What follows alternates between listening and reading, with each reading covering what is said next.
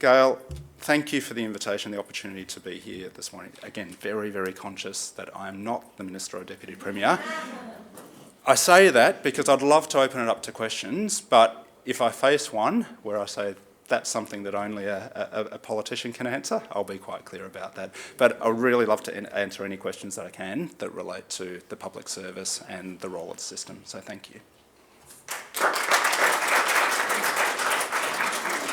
Stephen, we had a question for the Minister, if they had been present, but I'm going to reframe the question. Thank you. And we're having the microphone for the audio and filming to pick up this clearly.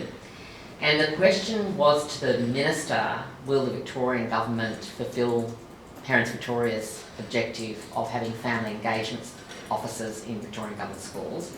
But I'm going to reframe it as the department spokesperson. Does the department support that objective, understanding how you've eloquently described the social contract and the fear of what's happening in the UK in relation about diminishing and eroding that partnership, be it not with that intent. We have, and I'm sure a lot of people in the room will testify to this, and I'm sure even our colleagues from our education stakeholders may be seeing this as well. The reason we put that request up in our school lunch order at the state election and prior to that, so Parents Victoria is not bashful, we're very persistent, and we usually reach our objectives like we did with 40k zones and a number of other things.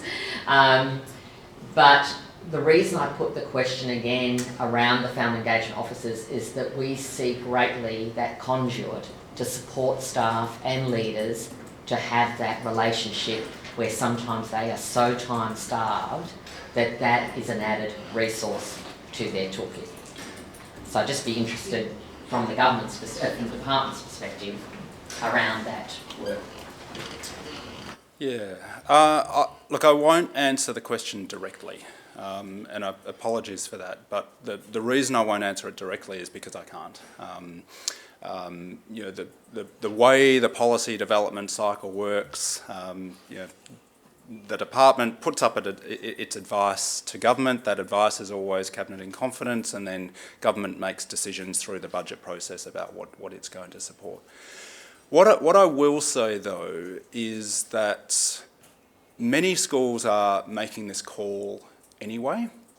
Many schools are choosing to invest in family engagement officers or similar roles, and I think Victoria's got a very strong history of learning internally from what's working. And so there is incredible flexibility in school budgets about the way schools choose to allocate their funding, the kind of roles and profiles, staffing profiles that they choose to put up.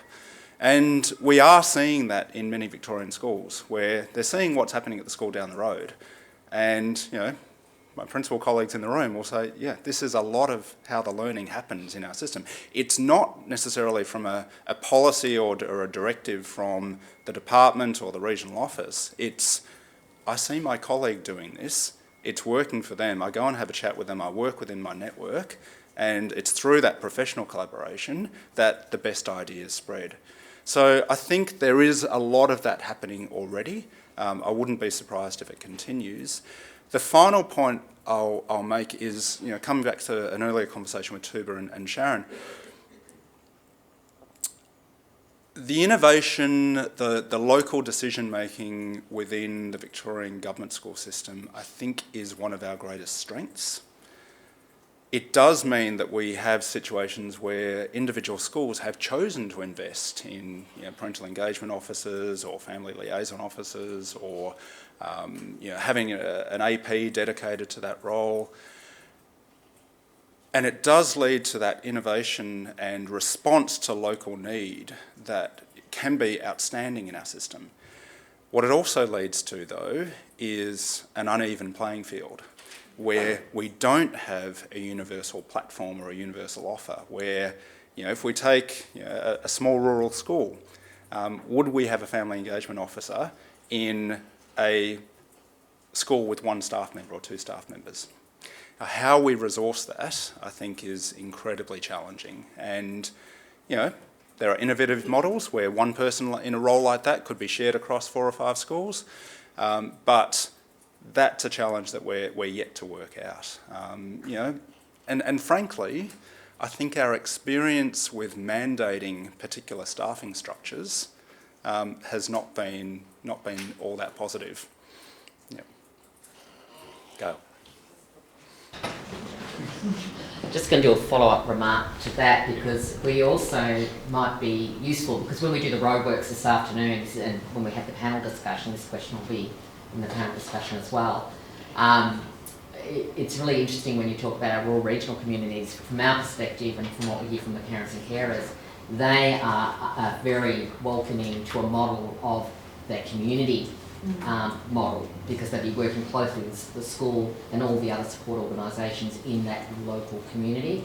So even if that person, for example, that's why we were great supporters of Know Your Country campaign, because that may be a cultural leader that may have particular connections in the community that will support the school with those things. So from our experience, what we hear, where there is schools, yes, certainly you're right, that have invested, but the problem is it's not sustainable, because sometimes their leaders change, or they have other priority pressures that they have to redivert the money. So coming back to that point, and I think you've given us a few little hints there, Stephen, in relation to with the NSRA and the funding agreement, and I know that our national organisation, ACSO, will be putting pressure in that space, and we're very fortunate because we have an ACSO representative on the reference group in that regard, about where maybe some of that allocation of money could be to assist in those reforms, those newly agreed reforms and outcomes that they may settle on after they finish their process. But thank you for that, and I'll now open it to the floor if there's any other further, and we've got a few more minutes. Everyone's very quiet and bashful this morning. I will. Hi, Stephen. Ray Vine from OUP12. We've been discussing at School Council the trends of absenteeism and those who haven't re-engaged, and those who have now found, as you alluded to, it's great to take that family holiday, let's go off while we can. How are the trends going across the state, and what are we looking at to try and improve that? And further to that, things like the virtual school, what kind of impact and growth is happening there? Raylene, thank you for the question. Thanks for coming down from Oyen. So I am a data nerd, and if I had the opportunity, I would open up my laptop, I would get the statewide data and I'd put it up on the screen, but I'm not going to waste the time switching cables. We're roughly, we're improving statewide, so absence rates shot up in the COVID years. Largely due to medically related absences, so hardly surprising at all. But medical and parent choice were the two categories that really shot up. And the parent choice is largely family holidays and taken during term time, obviously. Now, the parental choice absences are coming back. They're not quite at the 2018, 2019 levels yet, but they're on a steady decline, so that's looking positive. The health-related absences, though, are not shifting. And I think this is a really, really tricky message for us, and we work alongside our Department of Health colleagues all the time. We still have a message in our society, probably quite rightly, if you're not well, stay home. And how we manage that message with the importance of and get to school every day you possibly can, is really, really tricky. And I think that's it. I think for school councils, for communities, for others, it is just reinforcing, of course, if you're not well, stay home, but if you're well enough, come, we really want you here, you need to be here. So I think it is that. We have an absence strategy at the moment. It's really focused on two things. One is supporting the return of students to school after each term break, and particularly after the summer holidays. We do face a small cohort of students and families who, particularly during the COVID years, we didn't see this beforehand, are just not returning to school. So we've got regional teams, area teams who work alongside schools to really get on the phone, get in the car, get out, engage with those families and get them back into school. So that's one side of the strategy. And then the other is students with consistent or persistent absenteeism. So when we hit threshold, so 10 days absence up to 20, we have a range of follow-up strategies in place. Virtual School Victoria, the enrolments really shot up during the COVID years, but they've plateaued. And a lot of it was for the social, emotional, psychological health reason, which Virtual School Victoria put a submission into the Commonwealth Inquiry into school refusal and really did a great job of outlining what they were seeing and how they were responding. I'll say, keep this brief, we also, the former Minister announced a review into alternative education settings, which is running at the moment, so flexible learning options, other settings, complementary settings, which have seen a rise in demand. And there's no doubt, I think, that we will always need a range of options for students. The free, compulsory, secular, three pretty straightforward words that do not match the needs of every student and family. So having a range of options, but ensuring we adhere to that core offer of the full curriculum, 25 hours a week for every student, that's what we need to hold up as our benchmark. So yes, Virtual School Victoria plays a really critical role in that delivery, particularly for students in rural areas, curriculum access, particularly around the VCE. They have seen an increase in enrolments, but it has levelled off. I'm from rural, East Queensland, so I'm on the Parents Association there, plus I'm the school council, and we have roughly 530 kids at our school. Talking about absentees, so at our school, our children run off Compass, so all the curriculum is placed on their portals, which we have access to as parents as well. So if the kids are at home sick or they're absent, or at our school, there's expectations. They're required to follow that work to get a pass. My issue with all this, you talk about social contract, is parent expectations. And I honestly believe that that's where we're lacking, is the parent expectations. Like, we send our children off to school, they follow the rules, they follow the policies and procedures, which I think the Victorian curriculum system is fantastic. Everything's in place. But do we have something in place for the parents to follow? No, we don't. So I've been involved in secondary college for over 16 years, and I've still got another 4.5 to go. Not once